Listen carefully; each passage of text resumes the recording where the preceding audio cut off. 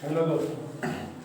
तो चलिए, ये अब आप लोगों के बीच जो है आपका सेकेंड क्लास होगा, जिसमें मैं कुछ और महत्वपूर्ण क्वेश्चन आप लोगों के बीच लेकर के आया हूँ। तो चलिए, आप लोग वीडियो के अंत तक बने रहिएगा। देखिए, क्वेश्चन कहता है कि वेस्टर्न सिविलाइजेशन, जो पश्चिमी सभ्यता है, विल मीन फॉर इंडिया, अगर हम भारतवासी पश्चिमी सभ्यता को अपनाते हैं तो ये हमारे लिए क्या होगा? तो ये हमारे लिए जो है रियून मतलब बर्बादी होगा। ये हमारे लिए अपनी ही सभ्यता को अपने हाथों से कुचलने के बराबर होगा। फिर अगला क्वेश्चन कहता है नानू काका is more comfortable in speaking, मतलब नानू काका जो है, नानू काका जो है मतलब वो कंफर्टेबल होते हैं किस भाषा में? तो आपको पता होगा कि नानू काका जो है मतलब वो मराठी भाषा में बोलने में ज़्यादा कंफर्टेबल होते हैं। किस भाषा में? तो मराठी भाषा में। फिर कहता है अगला क्वेश्चन आपके पास है कि Burton Russell was a destiny used, मतलब बर्टन रसेल एक प्रसिद्ध, तो इनमें से ये प्रसिद्ध जो है मैथमेटिशियन है। क्या है? मैथमेटिशियन है। फिर अगला प्रश्न है आपके पास कि dash is the main concern of the newspaper, कहता है जो न्यूज़पेपर वाले होते हैं उसका मुख्य उद्देश्य या मुख्य जुड़ाव होता है तो वो लोगों के इंटरेस्ट से होता है, इंटरेस्ट ऑफ द पीपल होता है। उसके बाद फिर हम लोग अगला क्वेश्चन की तरफ बढ़ते हैं। तो अगला क्वेश्चन आपके पास दिया हुआ है, कहता है dash has been called the young nation of ancient people, कहता है पुराने लोगों का युवा राज्य कहलाता है। तो कौन कहलाता है? वो इंडिया कहलाता है। ये फर्स्ट चैप्टर है इंडियन सिविलाइजेशन एंड कल्चर का। फिर अगला क्वेश्चन करता है according to Martin Luther King Junior the bank of dash bankrupt, मतलब मार्टिन लूथर किंग जूनियर के अनुसार जो बैंक है वो क्या नहीं हो सकता है? तो बैंक जो है हमारा कभी भी जो कहता है न्याय का जो बैंक है वो कभी बैंकरप्ट नहीं हो सकता है। तो the bank of justice bankrupt.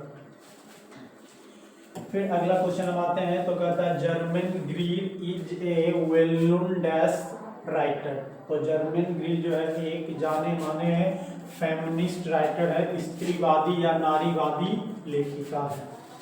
फिर अगला प्रश्न है कि the dash suggested that Benjy should be allowed to keep, यानी कहता है बेंजी को क्या पालने का अनुमति मिला है, या बेंजी को जो है मुर्गी पालने का अनुमति या सुझाव किनके द्वारा मिला है? ये मिला है उनके डॉक्टर के द्वारा। किनके द्वारा? तो डॉक्टर के द्वारा मिला है। फिर अगला प्रश्न है आपके पास, कहता है P S Buck thinks dash is ever present in Indian life, P S Buck सोचते हैं कि भारतीय जीवन में हमेशा मौजूद है, तो वो हमेशा मौजूद क्या है? वो धर्म है। फिर अगला प्रश्न है, कहता है who was the hypochondriac land owner in a marriage proposal, a marriage proposal में हैंड हाइपोकोंड्रियक लैंड ओनर कौन थे? तो हमारे लुमूब थे। कौन थे? तो लुमूब थे। फिर अगला प्रश्न है आपके पास अकॉर्डिंग टू डन या जॉन डन, कहता men's power is, John Donne के अनुसार मनुष्य की शक्ति होती है। तो आपको पता होना चाहिए जॉन डन के अनुसार मनुष्य की शक्ति क्या थी? तो फीबल, कमजोर थी। आपका फर्स्ट पोएम है sweetest love I do not go. फिर अगला प्रश्न कहता है John Donne wants to go away not because he is tired of, कहता है जॉन डन जो है मतलब दूर जाना चाहते हैं, ना कि वह जो है मतलब थक गए हैं। तो किससे? तो अपनी वाइफ, अपनी पत्नी से। फिर अगला प्रश्न है कि human life is no better than, कहता है जो मानव जीवन है वो ज़्यादा बेहतर नहीं है, तो किनकी तुलना में? तो डेथ, मृत्यु की तुलना में। ये आपका now the leaves are falling fast का क्वेश्चन था। फिर कहता है, यहाँ पे मिस्टेक है क्वेश्चन, यहाँ पे जॉन कीट्स हो जाएगा। कहता है John Keats died of tuberculosis, या इसी को हम लोग शॉर्ट में टीवी भी कहते हैं। तो कहता है John Keats died of tuberculosis at the age of, John Keats जो है किस उम्र में टीबी के कारण मारे गए हैं? तो ये 26 साल की उम्र में। कितने साल की उम्र में? तो 26 साल की उम्र में। फिर अगला प्रश्न आपके पास दिया हुआ है, कहता आई थिंक, मुझे लगता है, she was the most beautiful lady, मुझे का मतलब कवि को लग रहा है कि वह अत्यंत खूबसूरत महिला है। ये किस टॉपिक का है? ये आपका एन एपिटाफ टॉपिक का है। कौन टॉपिक का है? तो एन एपिटाफ का। फिर अगला प्रश्न कहता है dash is known as a war poet, युद्ध कवि के रूप में जाने जाते हैं। तो आपको याद होगा रूपर्ट ब्रूक, रूपर्ट ब्रूक जो है युद्ध कवि के रूप में जाने जाते हैं। फिर अगला प्रश्न कहता है his bro is deeply lined with thought, मतलब उसका जो ब्रो है उसके ऊपर एक गहरे रंग की लकीर खींची है। ये पंक्ति है मैकेविटी द मिस्ट्री कैट का। किसका है? तो मैकेविटी द मिस्ट्री कैट का है आपका। फिर अगला प्रश्न कहता है Keki N Daruwalla was a dash by religion, Keki N Daruwalla किस धर्म के थे? तो आपको याद होगा पारसी, या इसी को जोरेस्ट्रियन कहते हैं, पारसी या जोरेस्ट्रियन। फिर अगला प्रश्न कहता है he lifted his head from his drinking as cattle do, यानी कहता है उसने अपने सिर को उठाया और पशुओं की तरह पानी पिया। तो पानी कौन पी रहा था? तो सांप पी रहा था। ये स्नेक पोएम का है, स्नेक पोएम।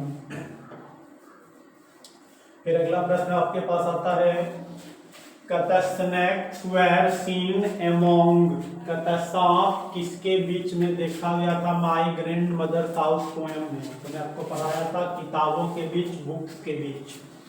फिर अगला प्रश्न आता है कि middle English covers dash period, कहता मिडिल इंग्लिश कब से कब तक था? तो मैं आपको पढ़ाया है 1150 से 1500 तक।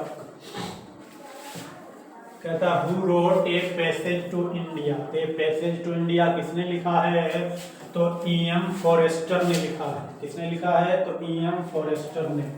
फिर अगला प्रश्न आता है कि what has enriched the vocabulary of English, कहता इंग्लिश के शब्दावली को किसने समृद्ध बनाया? तो उधार लेने की आदत, ड्राइंग लेने की आदत।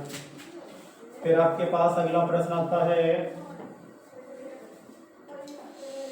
प्रश्न दिया हुआ है, कहता the Norman conquest in England took place in, Norman conquest जो है इंग्लिश में कब हुआ था? इंग्लैंड में ये 1066 में हुआ था। कितना हुआ था? तो 1066 में।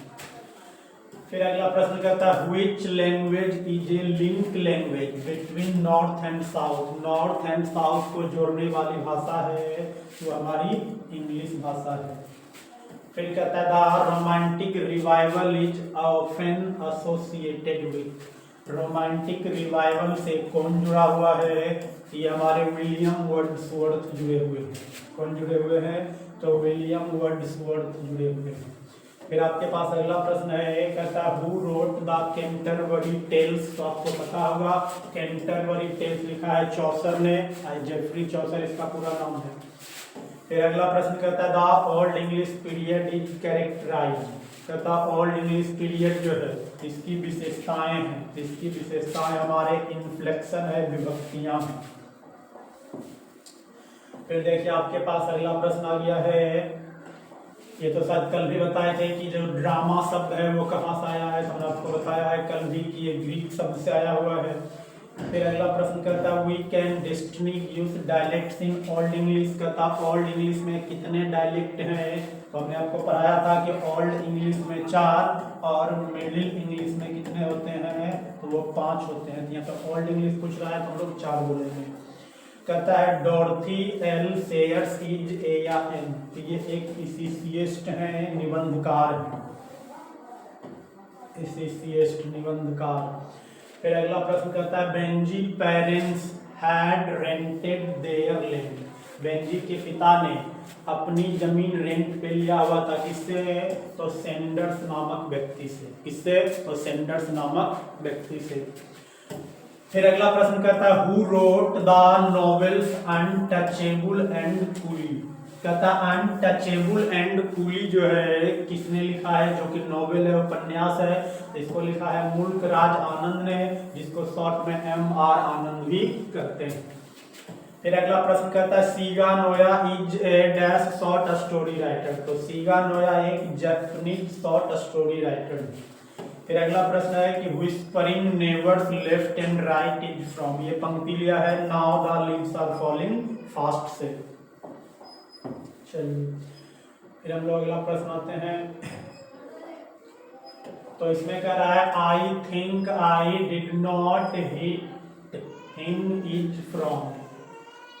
यानी मैंने सोचा कि मैंने उसे चोट पहुंचा, यानी मुझे लगा कि उसे शायद चोट नहीं लगी। ये आपका स्नैक पोएम का है। फिर अगला प्रश्न है कि democracy means that the state is not the.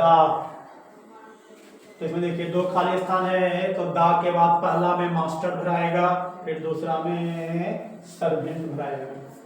यानी डेमोक्रेसी जो लोकतंत्र है वो कहता है the state is not the master. जो राज्य है कहता है वो मालिक नहीं है, बल्कि लोगों का सर्वेंट मतलब सेवक है या सेवा करने वाले हैं। चलिए अगला प्रश्न है कि the life of the Negro is crippled by. कहता है जो निग्रो का जीवन है वो जकड़ा हुआ है, तो भेदभाव की जंजीर से। तो भेदभाव को इंग्लिश में कहते हैं डिस्क्राइमिनेशन। फिर अगला प्रश्न आपके पास दिया हुआ है according to doctor Zakir Hussain. Doctor Zakir Hussain के अनुसार जो पास्ट है, जो अतीत है, वो क्या है? तो वो डेड और स्टैटिक नहीं है। डेड और स्टैटिक नहीं है। लास्ट प्रश्न कहता है there is a house now far away where once I received love. ये क्वेश्चन कल ही बताए थे। ये पंक्ति किस शीर्षक की है? तो माई ग्रैंड मदर्स हाउस की है।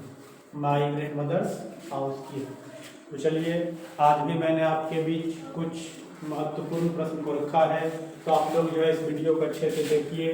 फिर मैं आपको अगले वीडियो में मिलूंगा। तब तक के लिए स्वस्थ रहिए, मस्त रहिए और मेरे वीडियो को ऐसे ही देखते रहिए। Thank you for watching this video.